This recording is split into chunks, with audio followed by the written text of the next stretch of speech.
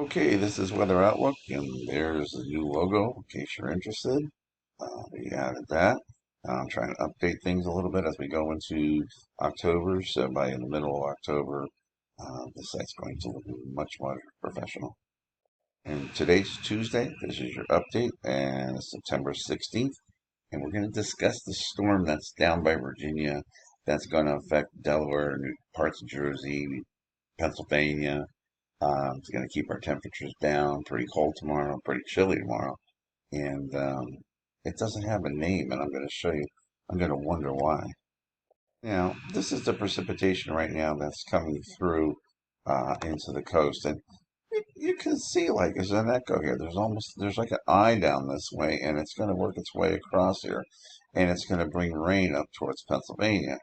Now, this is the wind mid-afternoon, and you can see along the coast, winds are basically gusting to around 30 mile an hour at the most, but you can see there's some very strong winds just off the coast associated with a band right in here, which will be a band of thunderstorms as it comes through.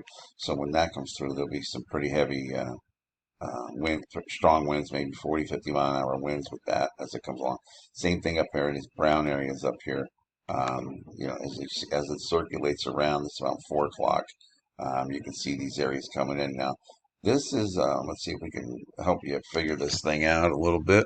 Um, we got to look north. This is Delaware up this way. So if things are going to roundabout. I'm going to move this to New Jersey now, Pennsylvania, New Jersey.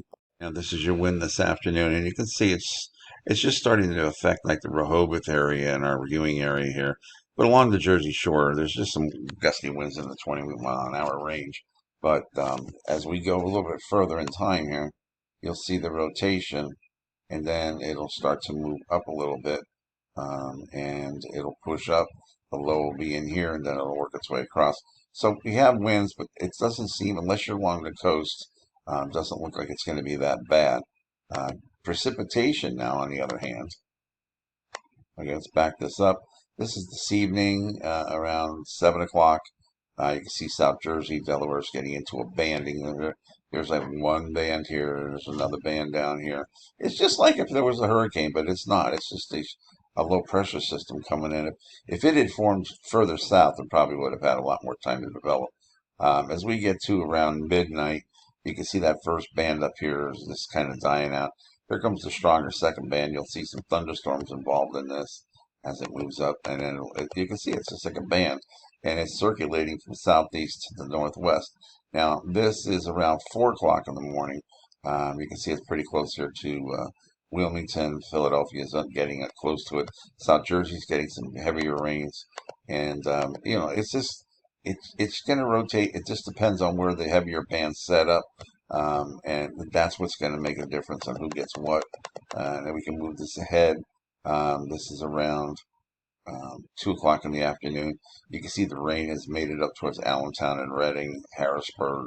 The cloud covers look further north. I'll show you but anyway, I just want to show you that eventually this thing will turn and rotate and start to fade and go off to the east. And you can still see it's a pretty good low pressure system. If you look at this, you can see the rotation, right down here. You can see the circle. Pretty good rotation with this thing. Just doesn't have a lot of time to work and get its act together. And this is Thursday afternoon, and you can see there's just a few showers around. Now this is where it would be at 4 o'clock, and that would be with that band I showed you of heavier rains and winds coming in. It comes inland by Norfolk, right up by the Chesapeake, kind of what I thought, and it kind of has a hard time, getting together. But then as it goes off the coast, you can see it starts to begin to strengthen as it moves away. But hopefully, thankfully, it doesn't really strengthen over land. Now, down by Virginia Beach and all, there could be 3, 4, 5 inches of rain in spots down there. But as for what to expect up north, you can see the heavier bands would come in by Jersey there. And I would say like Wildwood North heading up towards Atlantic City, maybe an inch. So we're not talking a lot of rain. But the beaches will get some high surf and riptide, so you're not going to be able to go out in the water. It's probably not a good idea even to go on the beach. Again, they're going to lose some of their sand from this thing. This is multiple times this summer that they've had beach erosion, but they do a pretty good job trying to keep it together.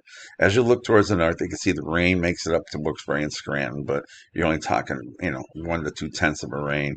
A little bit heavier down by Harrisburg and down that way, and maybe 3, 4 tenths of rain. You're not talking a big deal, but basically, you can see water's going to get pushed up towards Baltimore area that way, so they may have some trouble down there, but um, pretty decent amount of rain. Now this is the NAM, and the NAM is a little bit fine-tuned more.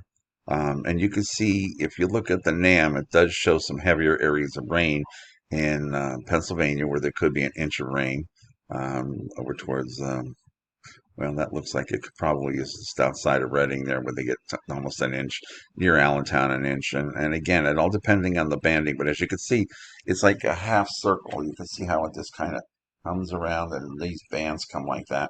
And that's what brings the rain in. So I'm not trying to overdo this. I'm just trying to give you a general idea that, that's what to expect. And what's it going to do to our temperatures?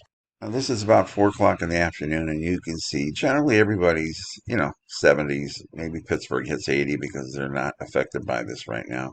You can see some areas down towards Rehoboth down there where it's in the 60s.